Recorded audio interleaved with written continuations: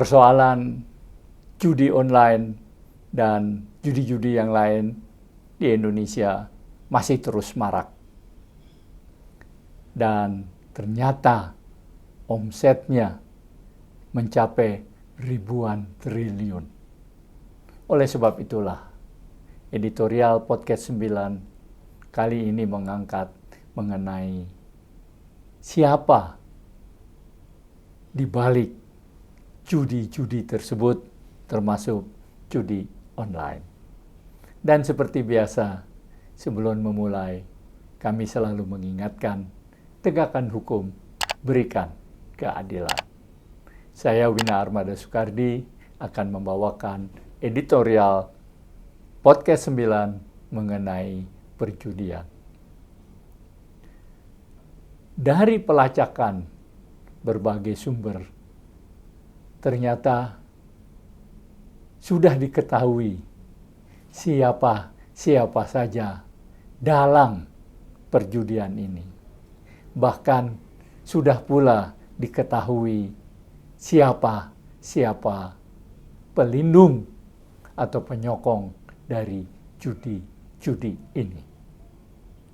Berdasarkan informasi yang kami peroleh, ada 5 nama besar yang menjadi pendukung atau penyokong kegiatan judi.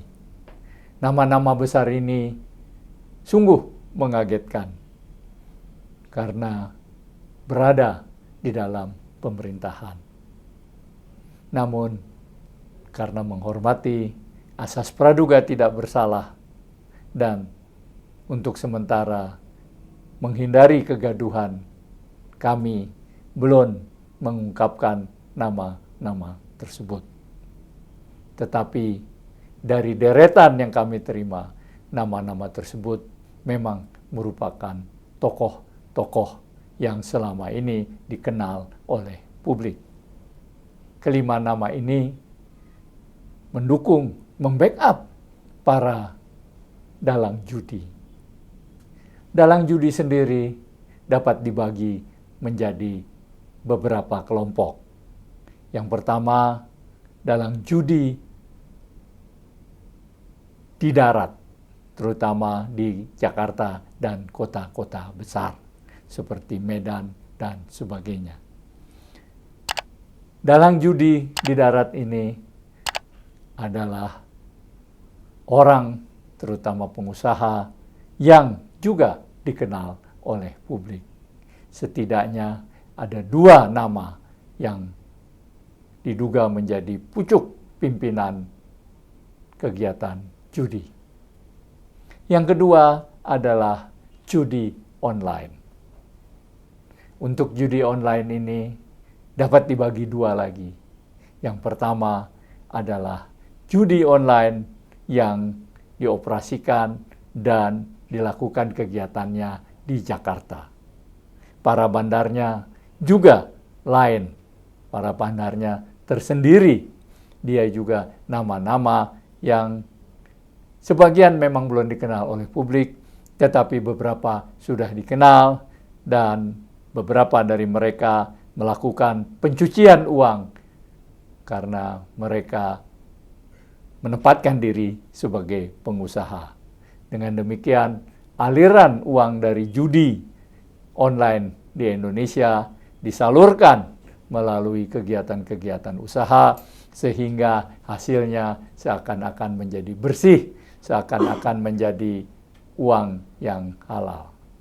Yang kedua adalah judi online yang berada di luar negeri, terutama yang berada di Kamboja dan sekitarnya. Ini juga dipimpin oleh bandar yang lain juga. Judi online ini uangnya mengalir sebagian besar ke luar negeri, terutama ke Kamboja. Dari Kamboja, uang tersebut ada yang dipakai atau dicuci di negara-negara lain atau di luar negeri, tetapi sebagian juga dikembalikan ke Indonesia dalam bentuk untuk investasi dan sebagainya.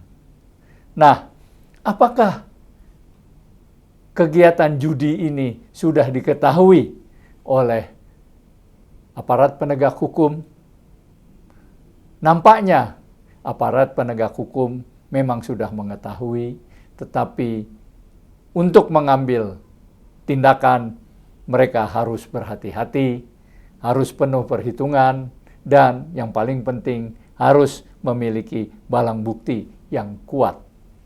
Tanpa perhitungan, tanpa barang bukti, maka penegak hukum dapat memperoleh serangan balik yang bisa merugikan penegak hukum sendiri. Jaringan para bandar memang luas, jaringan ini kemana-mana, dan tadi didukung atau di backup oleh 5 orang yang sangat kuat di Indonesia. Jaringan antara para bandar dan pendukung sedemikian luas, tentu melibatkan pula uang yang besar. Tanpa kehati-hatian, penegak hukum sulit untuk memberantas, bahkan bisa diserang balik.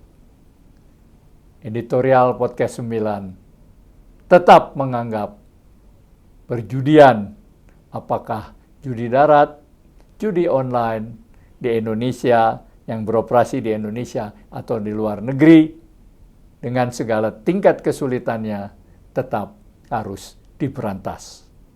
Tetap para bandarnya harus ditindak. Dan para pendukungnya, barangkali jika memungkinkan, kelak nama-nama mereka juga bisa diketahui oleh publik. Pembiaran terhadap perjudian merupakan satu kekalahan buat negara. Karena dari judi tersebut dapat berubah menjadi kekuatan yang besar, tidak hanya saja di bidang usaha, tapi bisa merasuk ke politik dan seterusnya. Oleh sebab itu, harus sejak sedini mungkin ditangani, diberantas. Walaupun sekarang sudah bukan dini lagi dan sudah berada di tengah. Hanya keberanian, kekuatan, dan dukungan dari masyarakat, perjudian dapat diberantas. Termasuk 5 nama penopang bandar judi harus ditindak, baik secara hukum, politis, sosiolog, dan maupun sosiologis. Percayalah, masyarakat berada di balik pemberantasan judi. Tanpa pemberantasan, maka judi akan menjerat sebagian besar rakyat Indonesia di dalam kemiskinan dan kesulitan-kesulitan. Nama-nama dari kelima pendukung judi memang belum dapat kami kemukakan sekarang, namun kelak masyarakat akan mengetahuinya. Tapi mungkin bandar-bandar judi akan lebih dahulu diketahui siapa mereka. Podcast 9 berkeyakinan judi harus dibongkar sampai ke akar-akarnya. Demikian podcast 9 mengenai 5 bandar judi dan 5 pendukung perjudian di Indonesia. Dan sebelum mengakhiri, kembali kami ingatkan, tegakkan hukum, berikan keadilan. Saya Wina Armada Soekardi, sampai jumpa lagi pada episode podcast 9 yang akan datang. Terima kasih.